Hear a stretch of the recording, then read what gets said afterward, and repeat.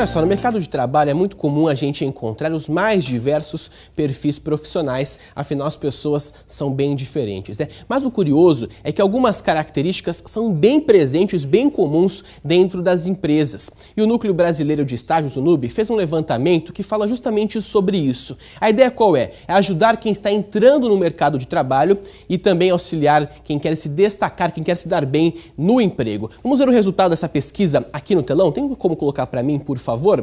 Olha só o que diz, qual foi o levantamento feito. O quinto perfil mais encontrado é o do bajulador.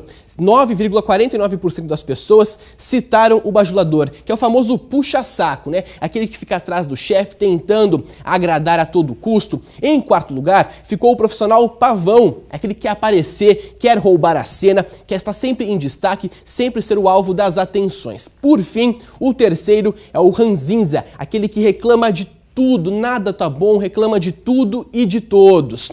Em segundo lugar, com a medalha de prata, ficaram os enroladores ou o procrastinador, aquele que vai empurrando com a barriga, esquece o que tem que fazer, perde prazo e joga nas costas dos amigos. E por fim, o mais comum que é presente em todas as empresas é o língua afiada, o fofoqueiro. Esse sim está presente em todas as empresas, você sempre vai encontrar algum, a famosa rádio peão, a conversa ali na hora do cafezinho, sempre tem alguém fazendo a fofoca, né? Eu te pergunto, já encontrou com alguns desses profissionais ou com todos eles?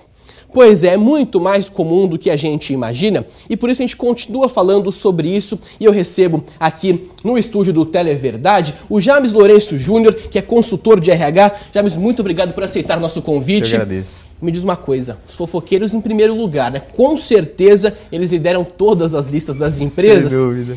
E o que fazer quando a gente tem um colega que não para de falar mal da vida alheia?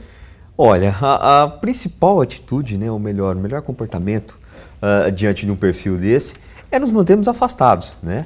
Até porque uma característica natural do ser humano também é a curiosidade, né? Em determinado momento, o contato com esse fofoqueiro pode provocar aí uma situação que a gente passa a se envolver também numa fofoca, até pela nossa curiosidade, né? Então, mantermos afastados o máximo possível diante desse fofoqueiro. E quem é alvo de uma fofoca? É alvo daquele língua preta que a gente costuma falar, o língua afiada. Como tentar reverter a situação e deixar de ser alvo dele? Também uma condição que não vale a pena enfrentar, né, e bater de frente com um perfil desse.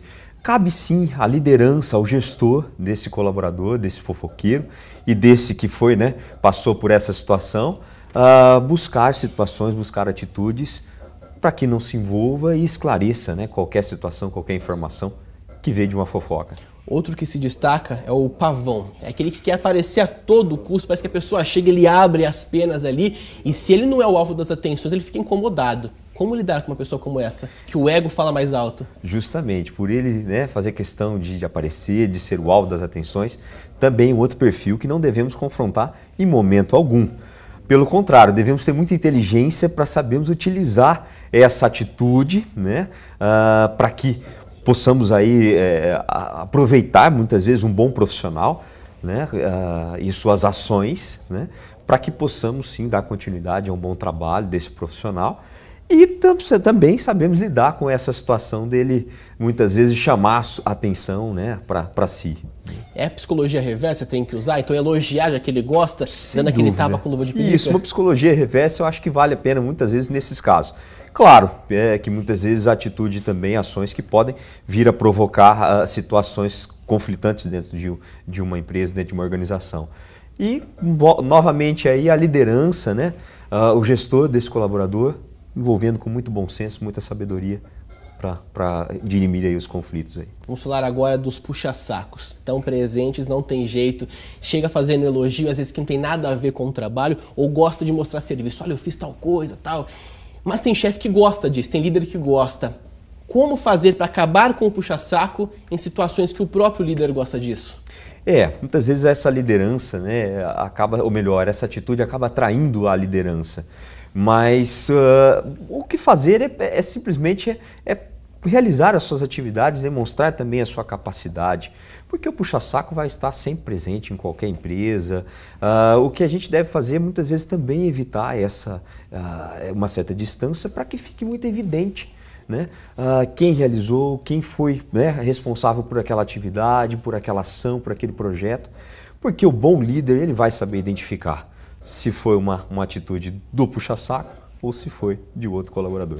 E me diz uma coisa, como que a empresa tem que lidar com essa grande quantidade de perfis? O RH tem um papel fundamental nisso, né? Sem dúvida. Como eu disse no início, são características, né, natas do ser humano. Então cabe à liderança, com muito bom senso, né, saber lidar e manter uma boa convivência, né, desses perfis dentro de uma organização. Então eu acho que aí cabe muito ao líder manter a boa convivência para que não tenha repercussão e com isso até uma perda de bons profissionais que, né, tem as suas características aí, alguns vícios como fofoca, como, né, o funcionário pavão. E já você falou bastante da questão liderança. A gente vê que as empresas, principalmente as grandes empresas, buscam cada vez mais líderes e não chefes. Sim. Quais as diferenças básicas entre um e outro? Olha, eu sempre digo que a básica, né, o líder ele aparece de maneira natural, né, não é algo imposto, né, como é feito muitas vezes com a chefia, né, como o próprio cargo, a função determina. A liderança ele traz os seus seguidores, né, de maneira com bom senso, de maneira muito natural, sem, né, impor determinadas situações. Já a chefia, né, muitas vezes ela é de maneira muito coercitiva, né, em algumas atitudes. Então, sem dúvida nenhuma, a empresa, o RH, melhor dizendo, você, né, tem que estar sempre muito atento a essas lideranças que podem, né, surgir a qualquer momento, né, e com isso trabalhar essa liderança para que possa repercutir muito bem mediante os outros colaboradores. E só para encerrar, o papo tá bacana, mas só para encerrar, quando a gente fala dessa questão da liderança e da chefia, e quando tem um chefe e não um líder, como que a pessoa, o profissional que tem essa situação, ele deve lidar? Ele tem que fazer também um raio-x do lado inverso, normalmente o líder que olha para o funcionário, mas o funcionário também tem que tentar entender o lado desse chefe que não é líder? Sim, muitas vezes ele tem que entender, sim, até, né, por uma questão hierárquica, às vezes mesmo dentro da empresa. Agora, sem dúvida nenhuma, a organização que se preze, ela tem que identificar o mais rápido possível uma liderança, até para que o colaborador possa buscar, né, nesse líder, muitas vezes um feedback, informações, para dirimir, às vezes, algum conflito que ele tem com a chefia, né?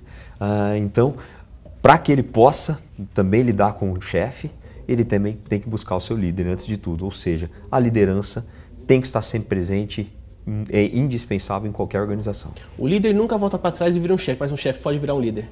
Sem dúvida nenhuma. Basta investir na carreira pessoal. Basta investir na carreira profissional, na técnica, utilizar de muito bom senso em todas as atitudes. E é o que eu sempre digo, né? O líder, ele de maneira natural, ele sempre diz vamos, e o chefe sempre diz vá, né?